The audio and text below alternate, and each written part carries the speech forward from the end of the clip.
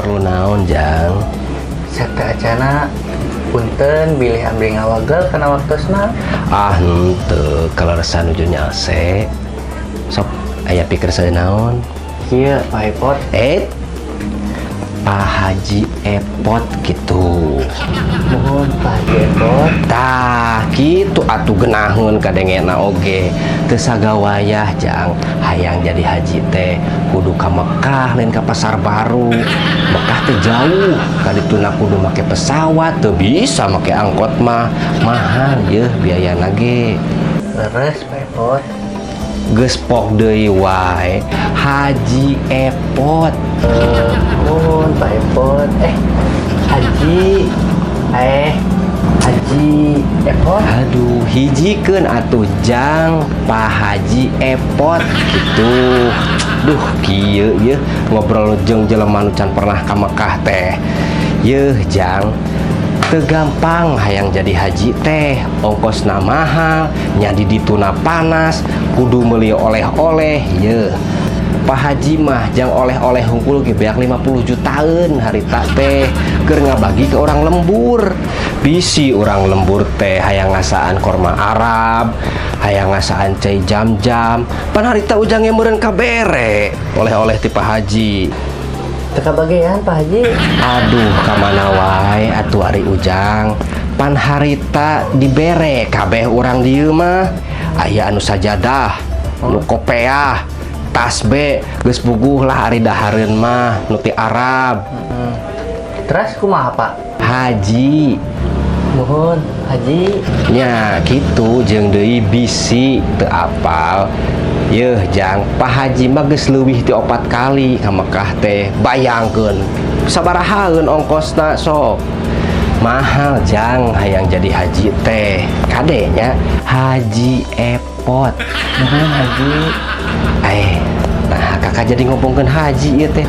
Gara-gara si Ujang atuh da nyebut ka bapak teu make haji. Jadi we dibahas. Sok atuh aya nama pikir saeunaon Ujang teh. Iya, mohon abdi teh ti Karang Taruna kalarasan jembatan anu dipayun teh bade dilereskeun. Oh, ngarti. Rek minta sumbangannya. Mohon Pak Haji. Manawi Pak Haji bade ngiring ngapantosan atuh. Tangtu atuh soal sodakoh mah Pak Haji kudu diheulakeun jang. Komo ieu di bulan puasa. Tah nu kitu teh ria. Ari ria teh hayang katenyo. Babaturan si ria aya ujub, aya takabur, aya sum'ah. Ria hayang katenyo ku baturian manehna geus jadi haji 2, 3, 4 kali. Padahal mah jadi haji teh kudu bisa ningkatkeun ibadah urang, akhlak urang, hablum minallah hablum minanas, kudu sareuneu saigel nya. Ulah titelna we haji kade haji nu leuwih ti sakali eta geus asupna ria atawa goreng patut. Naon disebutna haji geus 2 kali? Haji teu nya. Komo bab sodako kade anu disebut ria teh saur dina unggal agama mah cenah dina unggalna hadis ibarat lempangna sireum.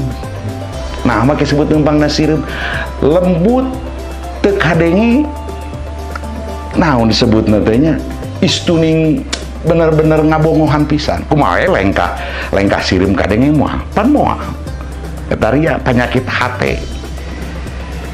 Kumaha jampena istighfar. Terus kumaha supaya ulah ria urang ulah nginget-nginget dikira sok aya bari basa kahadean batur ka urang inget-inget terus ulah poho kahadean urang ka batur pohokeun inget-inget urang dosa urang ka batur jadi urang mawas diri lah kitu.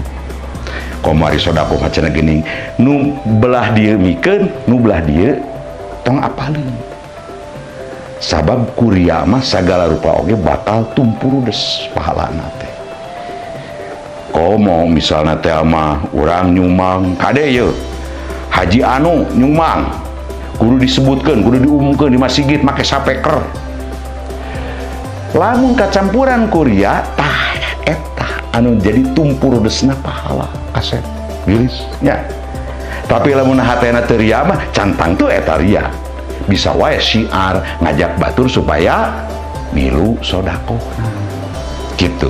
Jadi pagawe dia mah ayana dan jero hate manusia kade urang ulah sholat wani-wanianan si eta Maria hayang kapuji malaikat we teu apaleun eta Nuria teh kumaha maneh jelema biasa hayang ngaleuweuhi malaikat teh bisa malaikat teh apaleun jelema ibadah teh ria atawa ujub atawa takabur atawa sum'ah ujub hayang katingali hade ria hayang katingali hade nya sum'ah hayang kadengi ku batur takabur hayang katingali gede ku batur agung ku batur nggak enak khusus ria kade hayang katingali ku batur teka tingali ku batur mah hoream ah kamasih gitu teka tingali ku batur matak subuh carang matak cenah aya murid nanyakeun ka guruna guru kunaon ari hawa na subuh meuni seger kieu lantaran hawa subuh can kaancikan ku jelema munafik ari jelema munafik nu kumaha salah sahijina ria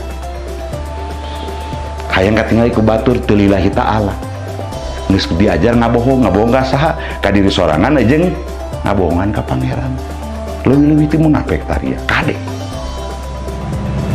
Yeuh Jang, Pak Haji Epot nyumbang 200.000. Tuliskeun 200.000. Ditampi atuh Pak Oh, Haji. enggak sok enggak. Diserat namina. Ulah pirage nyumbang 200.000 diseratkeun namina. Bisa disebut ria. Serat we hamba Allah gitu. Da geus moal bireuk deui. Di mana aya hamba Allah anu nyumbang paling gede eta pasti Pak Haji Epot. Mangga Pak Haji. Pak Haji Epot. Mangga. Omat Jang 200.000 nya bisi engke aya nu nyumbang leuwih gede deui bebeja ka Pak Haji ku Pak Haji ditambahan Haji Epot teh atuh